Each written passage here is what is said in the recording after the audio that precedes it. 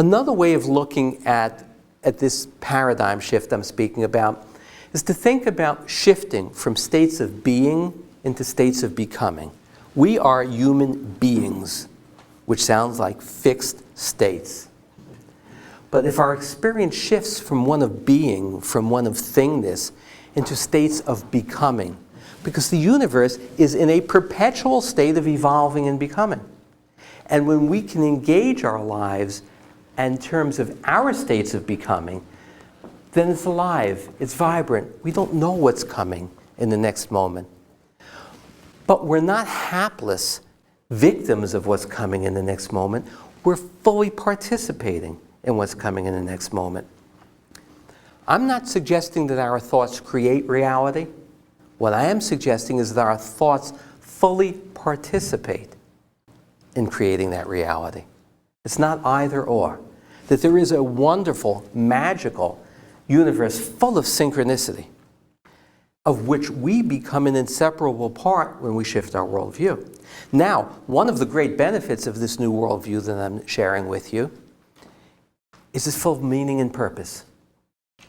We brought the meaning and purpose back into our lives because we've engaged in the fully participatory universe, and we're not left out. We're not a cog in the machine that dysfunctions. Look at some of the terms in our culture. He or she is dysfunctional. What a terrible expression. Machines dysfunction. Human beings do not dysfunction. We're humans. We can just look at the language and the vocabulary and the words and the methods of our culture to see that we are machines in that cog. Yet, we can see change afoot in so many areas. If you look at the best-selling list in the New York Times, you find so many books proposing and espousing views which are not dissimilar to what I am speaking about this evening. In Newton's worldview, we're concerned with notions of mistakes. What is a mistake? A mistake is a snapshot. It's a temporary moment when we look at the snapshot and we look at the outcome, and we call that a mistake.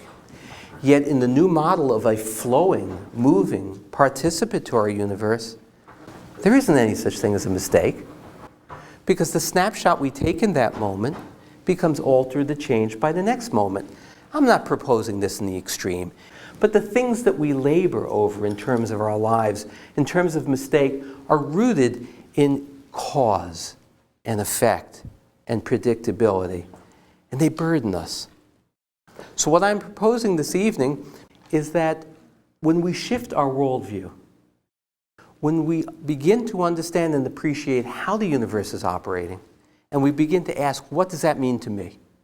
How can that benefit me in my life? How can it enliven my relationships? How can it help me overcome emotional, psychological, self-esteem issues? What is it like to be part of an inseparable universe? What does this inseparability mean? By the way, the story I shared with you about the two photons separated by half the universe, and when one changes, the other changes, this isn't science fiction.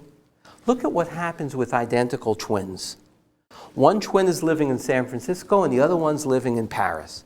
And if the one in San Francisco falls down and breaks her leg, the one in Paris feels the pain. We've all heard those stories and those anecdotes. You see, as humans, we share that same state of inseparability. Those experiences that you have of thinking of someone you haven't spoken to in 10 years and the phone rings and it's them. That's synchronicity.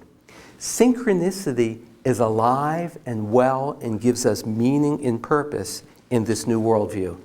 It's absent the notions of cause and effect.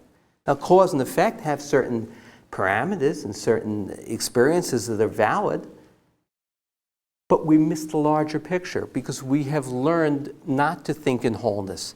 Our thoughts, again, divide up the wholeness. Our thoughts create separations, and we follow those thoughts, and we become those thoughts, and that's what limits our lives, that's what limits our change, that's what limits our transformative experience.